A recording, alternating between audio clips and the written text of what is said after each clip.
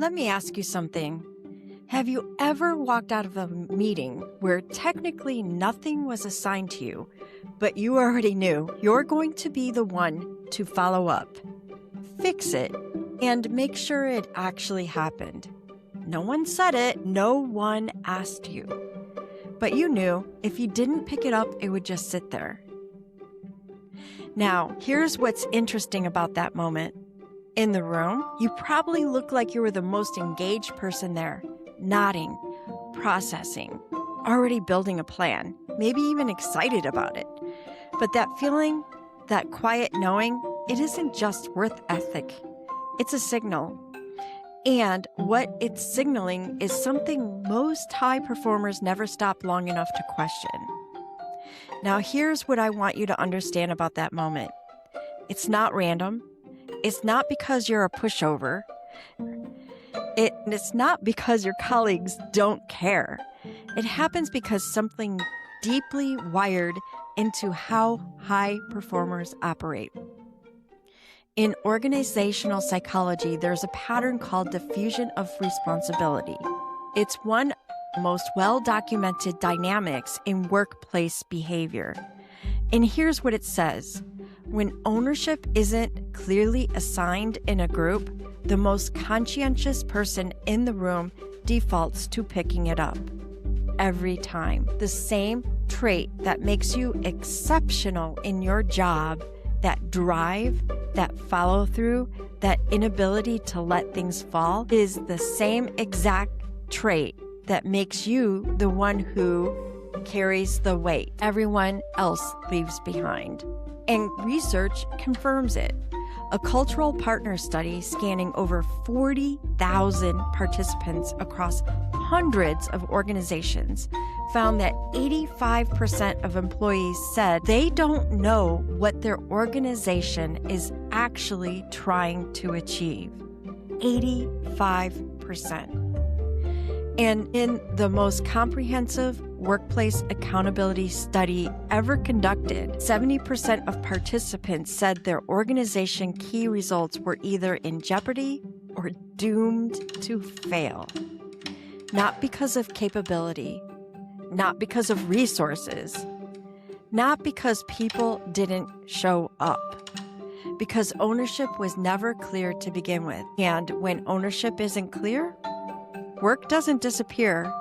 It moves to the most responsible person in the room. And I want to be clear, this isn't just about a performance issue. This is an organizational execution issue. When ownership is unclear, your strongest people compensate, and that compensation has a measurable cost. Slower decisions, higher turnover, and a leadership bench that never quite develops. It breaks down because ownership was never defined in the first place, the type of ownership that should be there.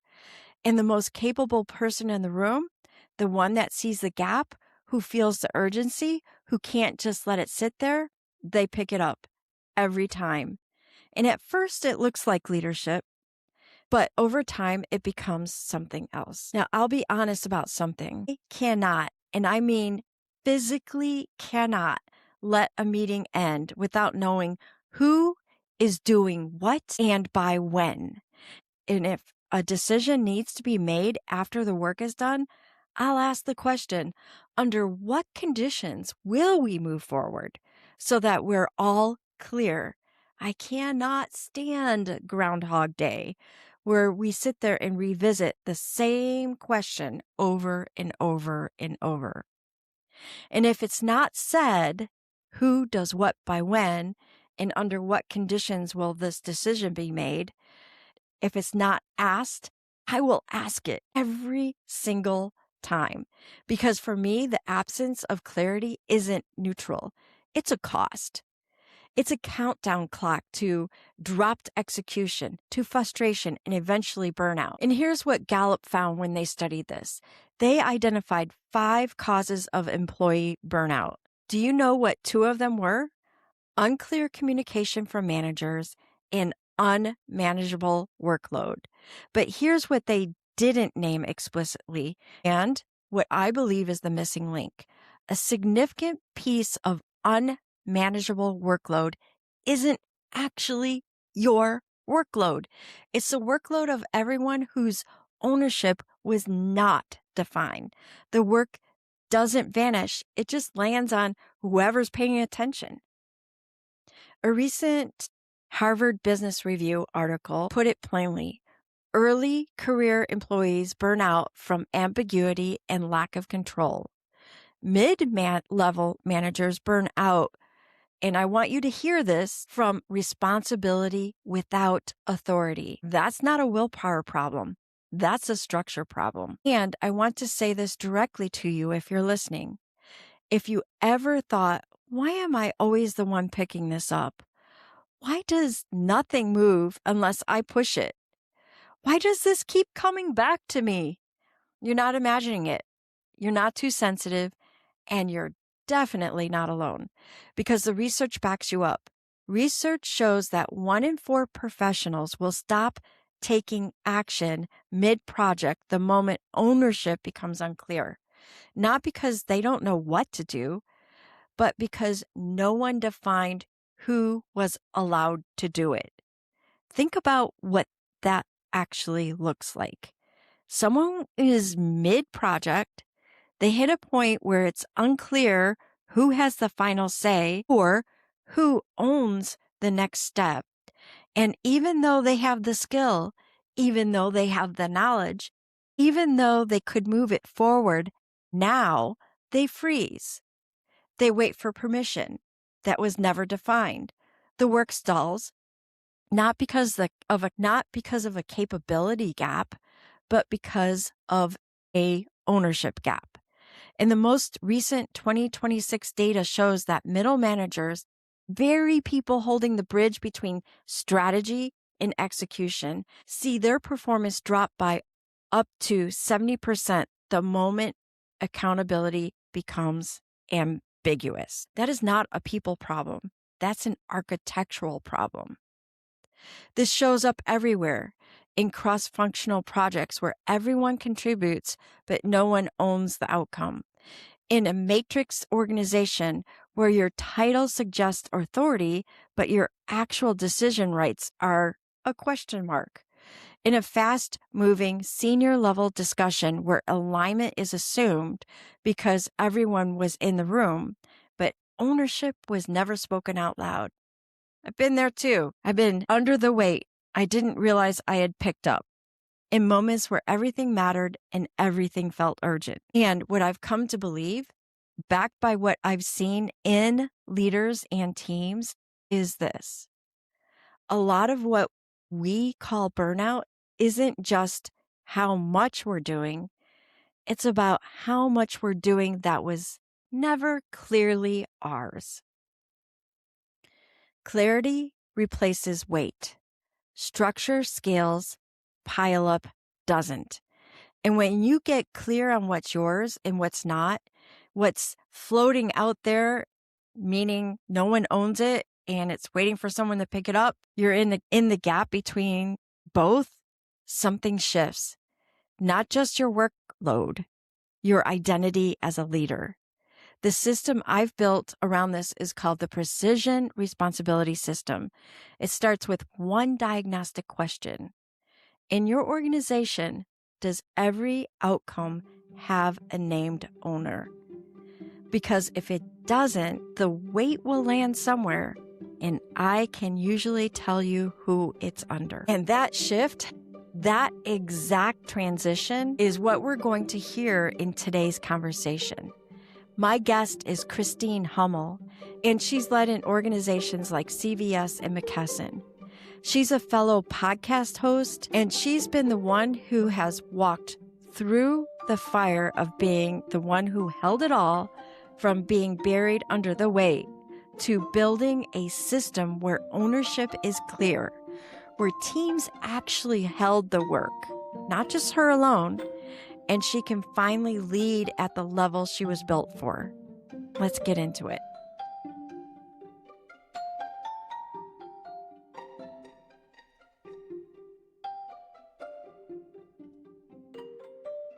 Thank you so much, Christine, for joining us on UnCeiling You. I really appreciate you meeting with you and hearing about your career. It's so fun to have a fellow podcaster on as well. Yeah, it's definitely different having a podcast interviewer to a podcast interviewer. So this should be fun. Yes. Yes, you've built your career across organizations like CVS, McKesson, and now Sanofi. Starting earlier in your career and growing into senior leadership roles, when you think back to your earlier roles, what were you primarily focused on, and how did you start to understand what ownership or accountability actually meant in those environments? I would say earlier in my career, when you start, success and accountability is a lot of individual responsibility that you put on yourself. So if I had a goal or an outcome that I needed to achieve, I felt like individually I had to take myself and do everything to achieve that goal.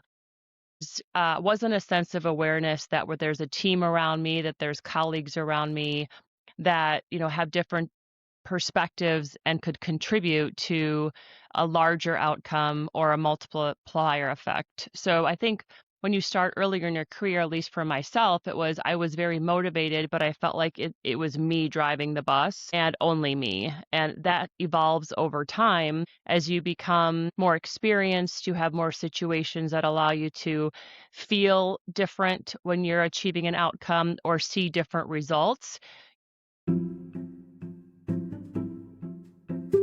Pause right there, because what Christine just named has a real cost attached to it. Gallup research shows that employees who feel solely responsible for driving outcomes are twice as likely to experience burnout. Twice. This is what I call founding over carry, where drive becomes default ownership, where the habit of holding everything starts to feel like the only way things get done. And that story, I'm the one, if I don't, it won't, is where it always starts. You evolve to that and you see what you can do differently as a leader. Great. So when you're at that early stage, did you feel like you needed to prove yourself by taking on more or stepping in more than was expected? Yes. I don't know if people feel that, men and women feel that equally, or if that's something women put upon themselves, that I felt like I had to do everything, say yes to everything, and be the best that I could be and achieve the best outcome. I don't know if that comes from just the drive I have, the competitiveness that I've always had within me, probably comes from a little bit of sports and a little bit of culture. But I've always been competitive, so I always wanted to achieve and grow. I still do today, but it's a little bit of a different flavor of that. So as you move into roles with more responsibility and complexity, where you have more stakeholders there and more moving parts and you have to depend on others, what changed for you and how you approached that role when you were no longer responsible for just your own work, but you were responsible for the outcomes across a broader system? Yeah, you learn in a large organization pretty quickly because it is so complex. There's so many layers, there's so many different approvals and processes that you have to indirectly influence, and you have to always educate whoever you're talking to on the other side. If it's a decision maker, if it's someone that's going to help you indirectly on the project, teach them the why. Why are you doing something? Once I've always done that, but when you start learning on a broader scale that you can influence by teaching people the why, that becomes very powerful. And the story that I think about is at one of my companies, we created a cell and gene service model. And cell and gene was something, this was probably 10, 12 years ago, something that people didn't hear about yet because it was so early in the drug pipeline. Cell and gene are obviously new and novel for the biopharma industry. And so I was asking people to do things, like we have to buy new refrigerators to be able to store these sub-zero products, and they're looking at me like, well, these refrigerators cost hundreds of thousands of dollars. Why? Right? Or we have to deliver a different patient model because these patients are a one-time infusion versus chronic care. And so when you educate someone the why, because they've done something for so long and it's worked, you have to teach them the why so they evolve and they try to show up differently. So I've always done the why, and then I also built trust in other people. I learned quickly that having the mentality of doing it all yourself is not sustainable from a burnout perspective. And you may feel that once in a while sense of accomplishment when you achieve that great goal, but it's pretty lonely to celebrate all by yourself. And it's not as rewarding. I learned in those example I just gave and other examples that if you teach others, you grow others, you educate others, having a sense of purpose for that group to achieve that outcome is a lot more fulfilling. So I learned to trust, even though I didn't necessarily know what they were going to do. I had to trust that they could do it. And I would say over time that has evolved and allowed me to become a different leader today. I trust my team 100%. I delegate until they prove to me not to. That's kind Mm. of the motto that I've taken. This is a turning point that most leaders talk about, but very few actually make. Because the mental model she just described, it flips the default. Most high performers operate from, I'll take it back when they don't get it right. What Christine is describing is, I give it forward fully and I build a system to verify. That's not just trust. That's the difference between being the system and leading the system. When ownership is clear and authority is explicit, performance holds. The moment it becomes ambiguous, that's when things and people start to break down. Was there a moment where you realized that doing it yourself wasn't the answer? Was there a pivotal thing that happened that caused you to say, whoa, I need to do more of that delegation and that trust? Probably came, I would say in my first role at CVS, I tried to do everything. There was a little bit I was starting to integrate. I would say my transition probably to McKesson, but it was also parallel to a lot going on personally. So I do think women have this, I need to be everything to everyone all the time, or at least I had that expectation that I had put on myself and others had of me. So it was almost like a crux or a pivot point, that personal and professional mixed. And it was a point where I said, something has to change because I can't continue to show up the best version of myself personally or professionally. And it's just, your kids get older, there's more responsibilities, there's more you're dealing with, showing up as a partner. And then same for the professional side. Like I was limited of what I could do. I felt like I was kind of stuck and I felt like I could do more if I grew my team, if I educated more, if I shared responsibility. So it became more not about being accountable for the tactics or the actual, the drive of what we're working on. It was more becoming the architect or the orchestrator for my team, like building the strategy and having the questions asked to get them to the outcome and then celebrating the success of that outcome together. So I think it was just probably the crux of age, personal ongoing, professional ongoing, and just self-realization that something had to change. Right. For I know in my particular world, I had a situation where we were my team was charged with writing 15 peer review papers within 1 year, and our house burnt down personally Oh in my my personal life. gosh. Oh my gosh. That's a lot. It is a lot, and it was like, okay, the house burned down. Fortunately, we had insurance, and insurance took care of it. We had a place to stay. We had roof over our heads, Hmm. food in our belly, and Sure. but the house had to be rebuilt, and this huge project. So it was much the same as what you were saying. It's like, wait, I want to get it all done, but it's not going to happen. It's by me alone. It's going to be, you have to trust your Yeah. team for sure. Yeah. I think also something now that you talk about that, it's also, the goals and companies and priorities that the companies have.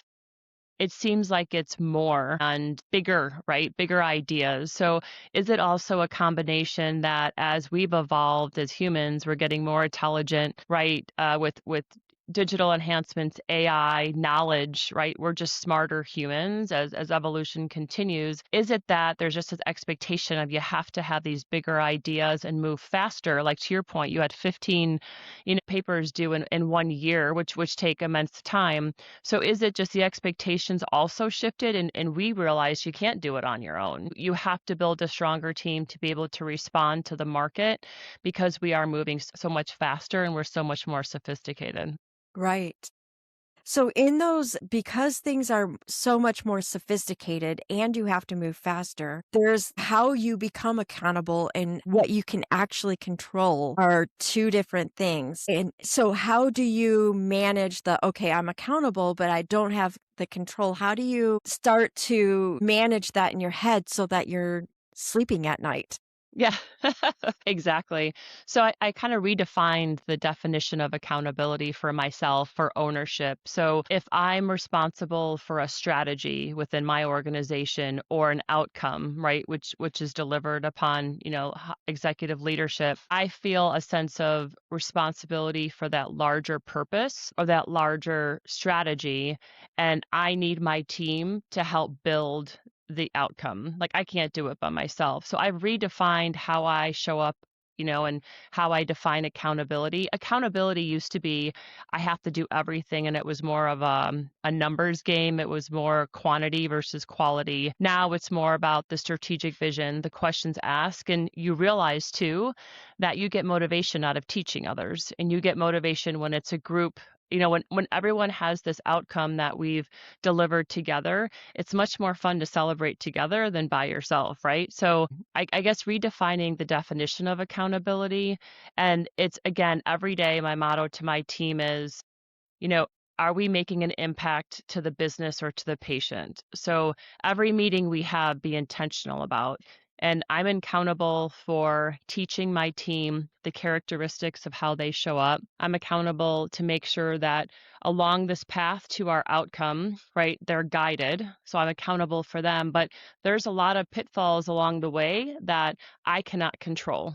And that's okay. You have to be okay with it. And you have to learn how to react to things that are out of your control and adapt and start again, right? So if someone makes a mistake, we're all humans. Again, one of my philosophies is everyone has good intent. No one's doing anything. This right here, this is where high performers get stuck and nobody names it clearly.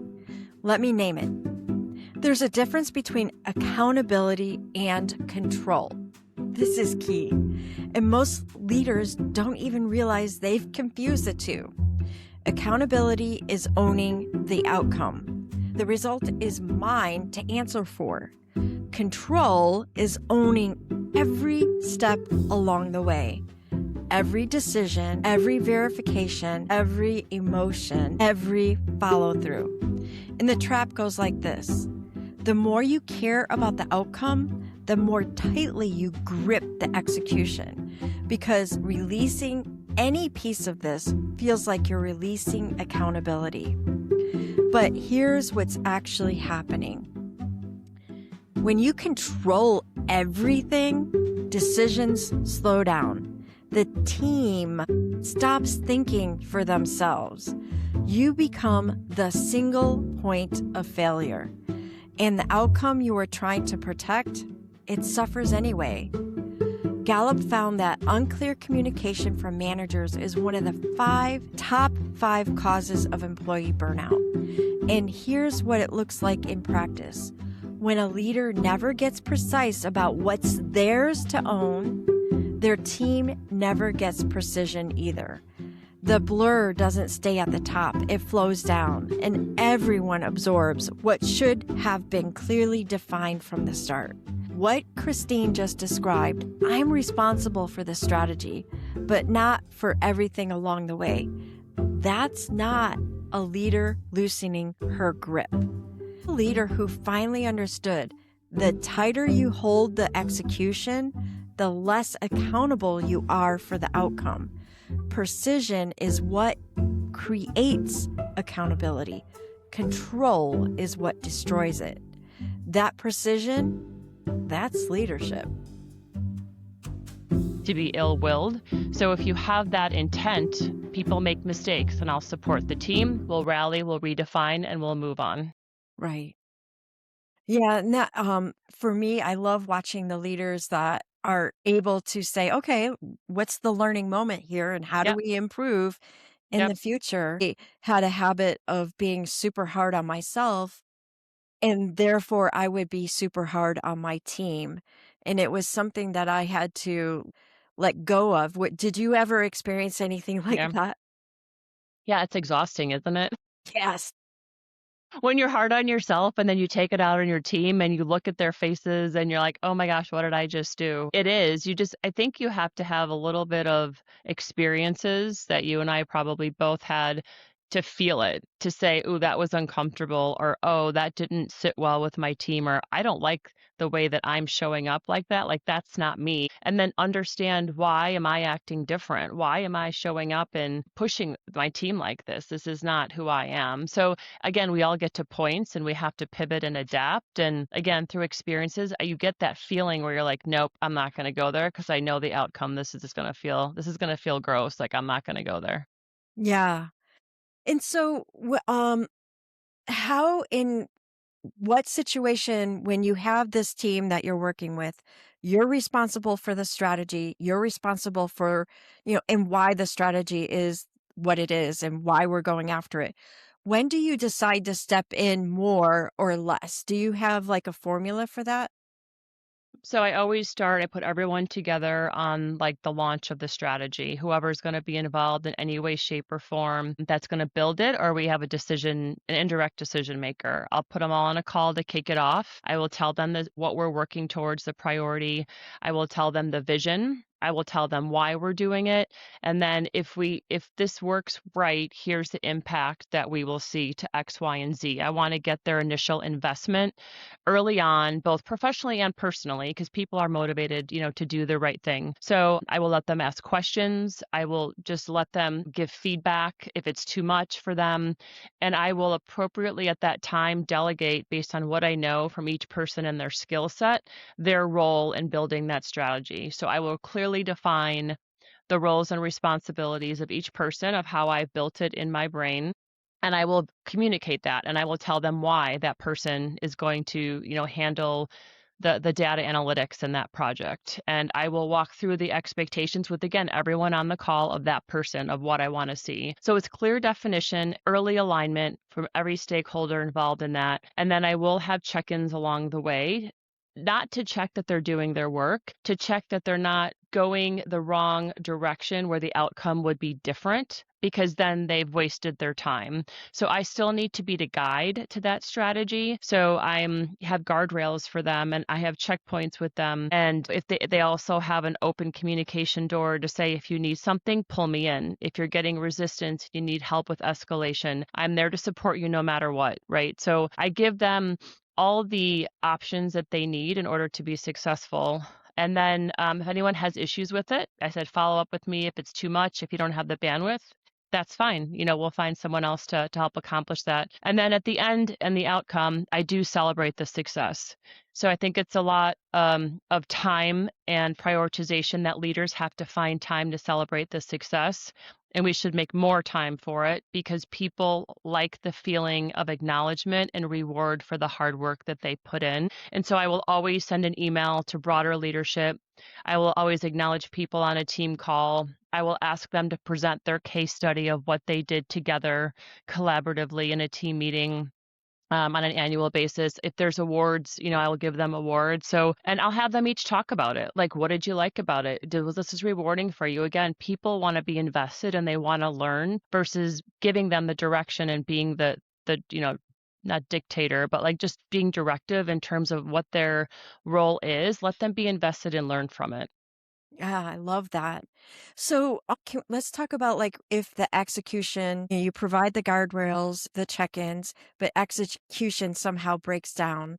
Not because people don't care, but because things just, maybe the assumptions at the very beginning were not correct. And so we learned something. How do you handle those situations? I will directly get involved because, again, I'm responsible for the outcome. So I will get involved. I will do kind of a root cause assessment to say, hey, what's going on? Like, why isn't this working what we talked about? I will quickly pull in other people if I need to. I will take people off of the assignment if it wasn't something that they were fulfilling. Again, we're still responsible. So I will adapt quickly and I will make changes. And the biggest difference for me, it's not personal. It's a professional move. And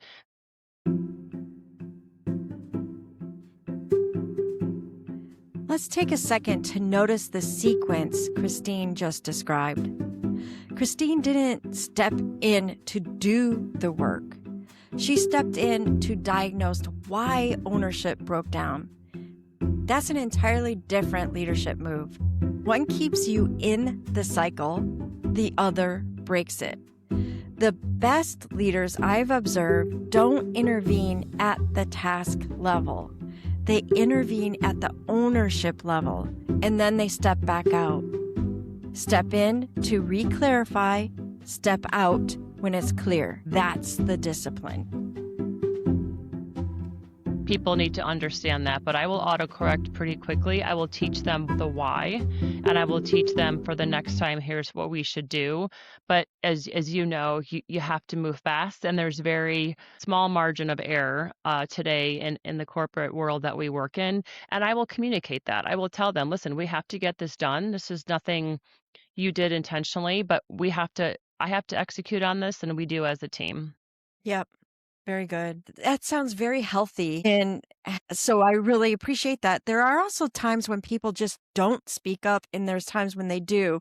How do you encourage people to speak up when they see something going awry? So I will notice if people are very quiet on calls, and you always have the people that are more vocal than not. You know, some people are just more extroverts than introverts. Some people don't like to speak in a public setting. So you have a lot of people, you know, in IT or data analytics, potentially, they don't like to speak in a large group. So I try to make sure I know from a skill set perspective early on when people join my team, what are their motivators? What are their distractors? What do they feel comfortable? What is their growth opportunities? And I will work with them, or I'll ask their leader to work with them. And I can catch on pretty quick who doesn't like to speak up on calls. So what I'll do is I will schedule one-on-ones with that person to allow them to give them that free space to talk to me directly and just talk about the team.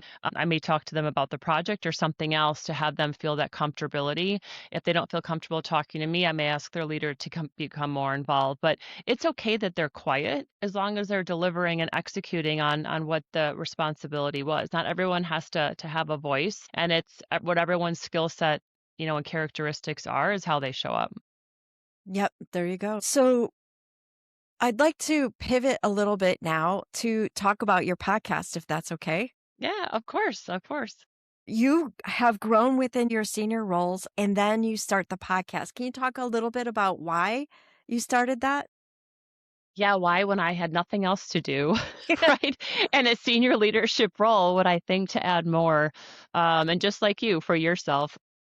And so I did start a podcast about a year ago called Root to Rising. The way it was developed is I have currently a 22-year-old daughter. Back at the time I started thinking about this, she was 17, 18, and her friends, every time I would talk to them or I'd visit her in college, it was always like, how do we get a job? What do I major in college? You know, like how do you interview? It was just these basic questions. And remember, that was during a time of COVID also, when she was a senior. So there was a little bit of, in some states, a lack of confidence. They were, you know, at home often. They didn't have that same socialization. So they were trying to figure it all out and how to gain confidence. And I felt like I just was repeating myself over and over, saying the same thing.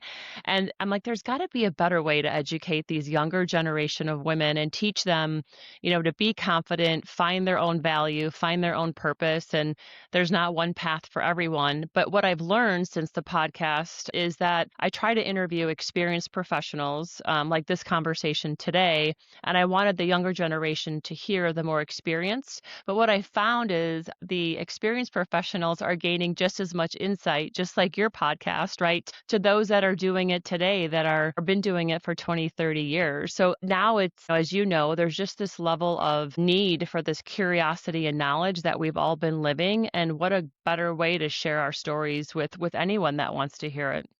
Yeah.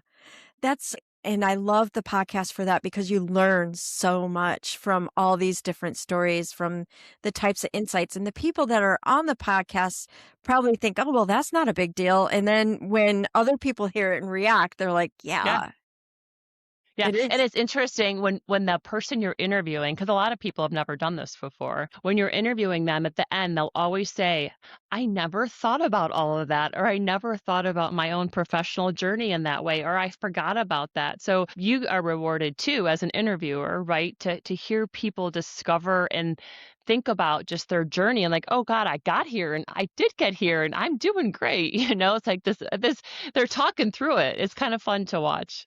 Yeah. So what are some of the patterns that you've seen that you were surprised that this pattern is there? Probably the most common thing that I've heard, that I've seen that I was surprised at is they wish they would have taken more risks. When I ask always, what would you have done differently in your career? I would have taken more risks. I wouldn't have overthought it and thought that I couldn't do it. I would have just done it. I would have had less fear.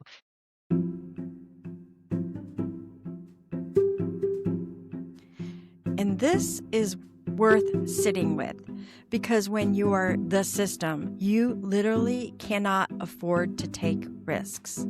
Think about everything that you're holding: the weight of the strategy, the weight of the outcome, the weight of the emotions in the room, the weight of the tasks nobody claimed, the weight of the execution nobody tracked, the weight of the decisions that keep coming back to you, the weight of the follow-through that was never anyone's job except yours. That's not a role, that's a pile-up. And when you're under all of that, every risk feels like one more thing you cannot afford to drop. Every risk requires margin. Margin requires space. Space requires clarity about what's actually yours to hold.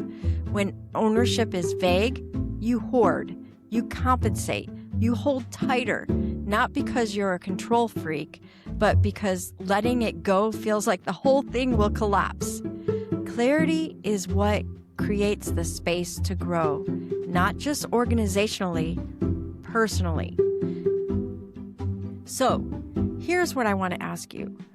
What is one conversation you've been avoiding? The one where you need to say out loud, I don't think this is mine to own. Not to abandon the work, not to drop the standard, but to name it so that that person can step into it, so that the project has a real owner, so that things can actually flow. Because the risk isn't quitting, the risk is clarity. And clarity, for a person who has been the system for a long time, feels terrifying. But it's the only risk that actually makes everything else possible.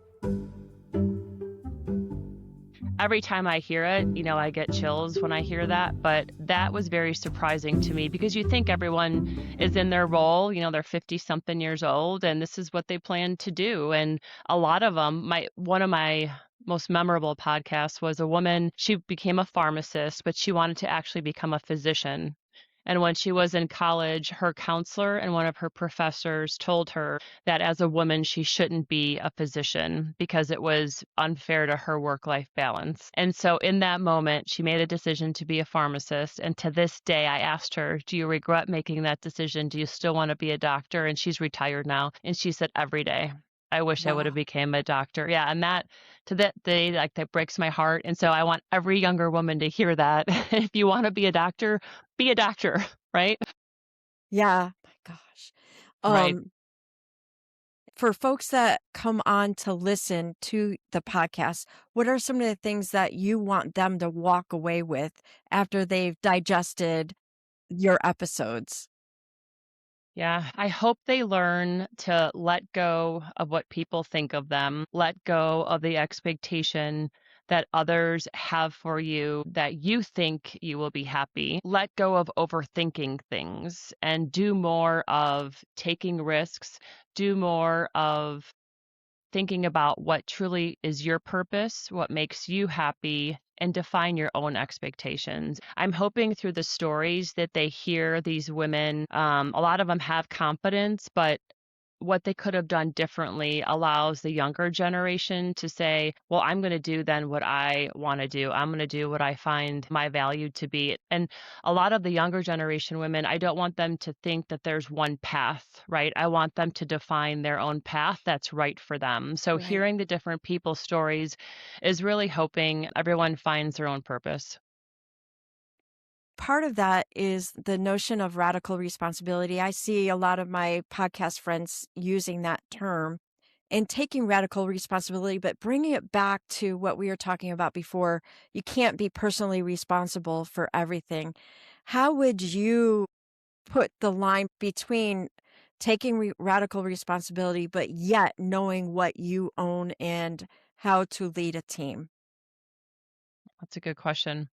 So I think a lot of women get accountability. There's a difference between their worthiness and being accountable and responsible for everything. So it's redefining the personal responsibility in terms of you have to find, what your motivators are, what your long-term goals are. For mine, it's building teams, it's transformation, and it's innovation of new and different models in the healthcare market. And stay true to those 3 or 4 motivators that you have for yourself, and no one else can define those but you. You can't be told by your parents, you can't be told by your boss, you can't be told by anyone. You have to figure out what feels good for you. And then you should define your own responsibility of what you want to be held accountable for. That's all your decision. That's no one else's decision. And then you share that with your teams. You share your teams why you're here today. You share with your teams your motivators and have your team share it back. The first thing I do when I'm building a new team or hiring a person for the team, I don't even ask about their experiences so much. I'm looking for the characteristics that they have. Are they enterprise-wide mindset? Are they forward thinking, like the growth mindset, right? How do they communicate? And you can teach people a lot of different things in this industry, but having those characteristics and how they show up is very important when I build a team. So it's communicating early with your team who you are, what your motivators are, understanding what your team is and each and every person on your team's motivators, and then making sure that they're in the right position, that they can deliver on that for themselves. And then guess what? In the end result, you have a great team that's very strong and very diverse. So, for someone who is capable, driven, and stepping into bigger roles, how would you advise them to expand their leadership without becoming the person that has to hold everything together in the end? The definition of leadership, I think we also need to redefine. Part of a really good leader is to be vulnerable. And so you don't have to show up and hold everything together. It's okay every now and then to have a oh crap moment or to say, I don't have the answer. Does anyone else on the call have the answer? So the definition of a leadership for me is someone that is, strong enough and resilient enough and has adaptability and can lead everyone again as the architect, as the orchestrator, moving in the same direction to make the business impact. So looking at the people that are wanting to take the next role, I always encourage people, don't just look at your next role for the next title. Look at it in terms of actually the description of what you're going to be doing. Does it fulfill your motivators? Does it have, for me, transformation and innovation? If it doesn't, I don't care what role it is, I probably won't take it because I know I won't get fulfilled and I won't be the best leader. So I do think it's more of redefining leadership, being vulnerable, understanding your team and their characteristics, where their skill set is, and then again, keeping everyone moving in the right direction. Fantastic. Is there anything that you would like to end this conversation with that you would like people to remember? And I will make sure people have links to your podcast. Well, thank you. Thank you. I guess I would just have anyone that's listening to always take the risk. What's the worst thing that can happen? You'll figure it out, right? And the one person that can give you the confidence is yourself. Don't let people impact you with what they're saying. Don't let people put you down. Just be resilient and adapt and move forward. Fantastic. Thank you so much for joining us on the Of Unsealing You course. podcast. Thanks, Natalie. If there's one thing I want you to carry out of this conversation, it's that most high performers don't burn out because they can't handle the work. They burn out because ownership has never fully been defined. So the weight of everything unassigned settles on the shoulders of whoever cared the most. And that's not a people problem. That's an organizational design problem I help fix. A landmark study of over 40,000 professionals found that 70% of organizations have execution at risk, not from laziness, not from incompetence, but because nobody clearly owned what lives between the strategy and the result. You heard that shift in Christine's story. From doing everything herself to building a system where ownership is clear and the team actually holds the work. That's what I keep seeing. When ownership is clear, things move. When it's not, the steps get missed. The decisions stall.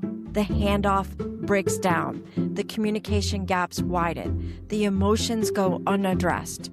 The escalations land on the wrong desk. And the space between the strategy and the result, it becomes someone's silent second job. And that someone is always the most responsible person in the room every time. So here's my question for you this week. What's sitting in that space right now, in between your organization's strategy and its results, that was never actually assigned to anyone? Because somewhere between that plan and the outcome, someone is absorbing it. And I'm willing to bet you already know who that is. If this landed on you, I created something to help you see it in your own world. It's called the Responsibility Reset Notebook. It helps you map what's actually yours, what's not, and what's really out there floating. Grab it at unceilingzone.com/RR-notebook. Again, that's UnCeiling Zone, like the ceiling above your head, UnCeiling zone.com/RR-notebook. And if you're sitting in that role thinking, things only move when I push them, that's not a you problem. That's a structure problem. And I'm working with leaders and teams on exactly this, helping them create clarity and ownership so execution improves without them becoming the bottleneck. And if you're an HR or L&D leader listening right now, thinking, this is exactly what my managers and high performers need to hear, this is the work I directly bring to organizations through keynotes or leadership lessons. Reach out and let's talk today about what that looks like for your team. As always, take what's yours and let the rest move through the system.